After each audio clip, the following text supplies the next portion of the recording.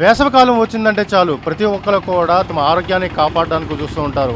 మరి డాక్టర్లు సైతం ఎక్కువ ఈ ఫ్రూట్స్ని ఎక్కువ తినమంటూ ఉంటారు. మరి సాధారణ ప్రజలు అంటే ఒక మధ్యతరగతి కుటుంబాలు కూడా కొనగలిగే కాయ ఏదైనా ఉంటే కనుక అది పుచ్చకాయ. మరి ఇప్పుడు గోదావరి జిల్లాలో బాగా పండిస్తున్న పంట ఏదైనా ఉంటే కనుక పుచ్చకాయ పంటనే చెప్పొచ్చు. అందుకనే ఈ గోదావరి కాయలు ఇక్కడే కాదు ఇతర దేశాలు కూడా వెళ్తూ ఉంటాయి. ఇక్కడ కాయకి మహా డిమాండ్ కూడా ఉంటుంది.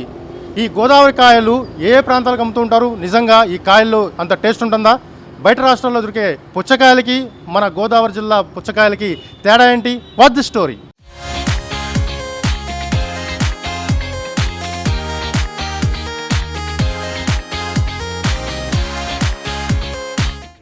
వేసవిలో పుచ్చకాయలను ఎక్కువగా తింటూ ఉంటారు. వాటర్మెలన్లో lycopene, antioxidant elements, vitamin A, vitamin C, potassium, amino acids అధికంగా ఉంటాయి. అలాగే బరువు తగ్గాలి అని ప్రయత్నించే వారికి కూడా ఈ వాటర్మెలన్ బాగా ఉపయోగపడుతుంది. ఇందులో క్యాలరీలు చాలా తక్కువ కాబట్టి ఈ పండును తీసుకోవటం వల్ల మన పొట్ట ఎక్కువ సమయం నిండుగా ఉంటుంది. ఈ పండు వేసవిలో ఎండ వేడి నుంచి మన శరీరాన్ని చల్లగా ఉంచుతుంది. అలాగే ఇందులో 92% నీరు ఉంటుంది కాబట్టి ఇది మన శరీరానికి ఎక్కువగా వాటర్ కంటెంట్ అందిస్తుంది. ఇలాంటి పుచ్చకాయలకు గోదావరి జిల్లాలు పుట్టినిల్లుగా మారాయి. గోదావరి జిల్లాలు అనగానే మనకు పచ్చటి పంట పొలాలు, పిండి వంటలు గుర్తుకొస్తాయి. వీటితో పాటు స్వచ్ఛమైన పుచ్చకాయలకు అంతే ఫేమస్.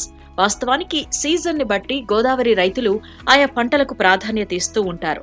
ఎండాకాలం మామిడి పంటకు ప్రాధాన్యత ఎంత ఇస్తారు? ఎండ వేడిమిని తట్టుకునేలా ఆరోగ్యాన్ని పెంపొందించే పుచ్చకాయల సాగుకు అంతే ప్రాధాన్యత ఇస్తున్నారు. కృష్ణా, గోదావరి నదుల ద్వారా వచ్చే నీరు పళ్ల తోటలకు అందడంతో ఈ ప్రాంతంలో దొరికే ఫ్రూట్స్ చాలా టేస్ట్గా ఉంటాయి. ముఖ్యంగా పుచ్చకాయల పంటకు గోదావరి వాటర్ తగలడంతో ఇక్కడి పుచ్చకాయలకు మహా టేస్ట్ వస్తుంది. ఎండాకాలంలో సీజనల్ ఫ్రూట్స్ తినటం ఆరోగ్యానికి ఎంతో మంచిది. అందులోనూ పుచ్చకాయ అనేది చాలా ఫేమస్గా అన్ని చోట్ల దొరికే ఫ్రూట్. ఇది సీజనల్ దొరికే ఫ్రూటు. ఈ సీజనల్ దొరికే ఫ్రూట్ కూడా రాష్ట్రంలో అన్ని చోట్ల కూడా ఇప్పుడు కరువు ఉన్న టైంలో కూడా ఉభయ గోదావరి జిల్లాలో ఏదైతే పశ్చిమ గోదావరి, తూర్పు గోదావరి జిల్లాలో దొరికే పుచ్చకాయలకు ఒక సపరేట్ ప్రత్యేకత ఉంటుంది. వీటిలో నీటి శాతం ఎక్కువ ఉండటం కావచ్చు, లేకపోతే కొంచెం టేస్ట్ వేరుగా ఉండటం కావచ్చు. అందులో డిఫరెంట్గా ఏలూరులో సగం గోదావరి నీళ్ళు వస్తూ ఉంటుంది, సగం కృష్ణా నీళ్ళు వస్తూ ఉంటాయి. వీటి కారణంగా ఏలూరులో తినే పుచ్చకాయలకి డిమాండ్ ఎక్కువ ఉంటా ఉండిద్ది, టేస్ట్ బాగుంటూ ఉండిద్ది, కాయ కూడా మంచి సైజు వస్తూ ఉండిద్ది. ఈ రకమైన కాయలు తినడం వల్ల మనిషికి కూడా ఆరోగ్యం బాగుండిద్ది. వాటర్ శాతం అధికంగా దొరకడం కావచ్చు, టేస్ట్ బాగుండటం కావచ్చు. వివిధ రకాల కారణంగా ఏలూరులో దొరికే పుచ్చకాయలకి టేస్ట్ బాగుండిద్ది. గత 30 సంవత్సరాలుగా మా అందరికి వచ్చిన కాడ నుంచి ఇక్కడ పుచ్చకాయ వ్యాపారం అనేది జరుగుతున్నది. మనం పశ్చిమ గోదావరి జిల్లాలో పండే పుచ్చకాయ ఎంతో రుచిగా ఉంటుంది. ఇక్కడ నుంచి ఇతర రాష్ట్రాలకి ఎక్స్పోర్టు అవుతూ ఉంటాయి. అలాగే ఇక్కడ మన లోకల్ పరంగా ఇక్కడ దిగుమతి చేసుకొని ఇక్కడ హోల్సేల్ అండ్ రిటైల్గా అమ్ముతాము. రైతు వారి రేటుగా, సీజన్ వారీగా రైతు రేటుగా ఉంటుంది. రేట్ వచ్చేమో ఇప్పుడు సమ్మర్ పెరుగుతుంది కాబట్టి కిలో 12 రూపాయల నుంచి 18 రూపాయల దాకా ఉంది. అలాగే మనకి దిగుమతి అయ్యేటప్పటికి ఇంకో 2 రూపాయలు ఎక్స్ట్రా ఛార్జీ కూడా అవుద్ది. ఏంటంటే దాన్ని బట్టి ఖరీదుగా అమ్ముతాం. అంత లెక్కల కేజీ లెక్క అమ్మితే మనకు ఇక్కడ మట్టికి కాయలు లెక్క అమ్ముతాం. కాయ 50-100 రూపాయలు, 150 రూపాయల లోపు, 200 లోపు ఉంటాయి. కాయ ఎంతో రుచిగా ఉంటాయి.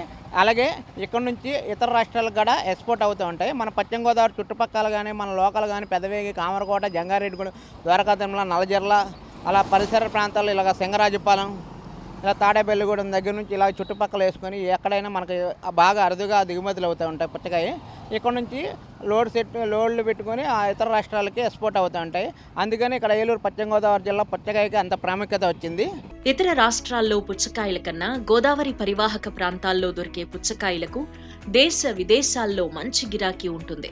ఎలాంటి రసాయనాలు వాడకుండా పూర్తిగా ఆర్గానిక్ పద్ధతిలో సాగు చేస్తున్నారు గోదావరి రైతులు. దీంతో గోదావరి చుట్టుపక్క ప్రాంత వాసులు రైతుల వద్దకే వచ్చి మరీ కొనుగోలు చేసుకుని వెళుతూ ఉంటారు. అంతేకాకుండా ఇతర రాష్ట్రాల వ్యాపారులు పుచ్చకాయ పంట చేతికొచ్చే సమయంలో ఇక్కడ పర్యటించి పంటను కొనుగోలు చేసుకుని వెళుతూ ఉంటారు.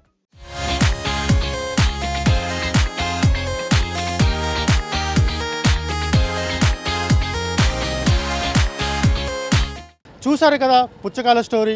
నిజంగా మన గోదావరి జిల్లాలో దొరికే పుచ్చకాయకి చాలా డిమాండ్ కూడా ఉంది. ఎందుకంటే ఇక్కడ వాటర్తో, ఈ గోదావరి వాటర్తో పెరిగే పుచ్చకాయలు చాలా టేస్ట్ ఉంటుందట. అందుకనే కాబోలు మన గోదావరి పుచ్చకాయలు ఇతర రాష్ట్రాలతో పాటు ఇతర దేశాలకు కూడా ఎగుమతులవుతున్నాయి. వేరే ప్రాంతం నుంచి వచ్చే పుచ్చకాయల్లో టేస్ట్ లేకపోవడం వల్లే మేము ఇక్కడ ఈ గోదావరి జిల్లాలో ఉన్న పుచ్చకాయలనే మేము కొనుగోలు చేస్తున్నామని చెప్పి రైతులు కూడా చెప్తున్నారు. ఏదైనప్పుడు కూడా ఈ గోదావరి పుచ్చకాయలకు ప్రజెంట్ డిమాండ్ కూడా బాగా ఎక్కువ కనిపిస్తుంది. కెమెరామెన్ మహితో ఆలీ, గోదావరి జిల్లా నుంచి.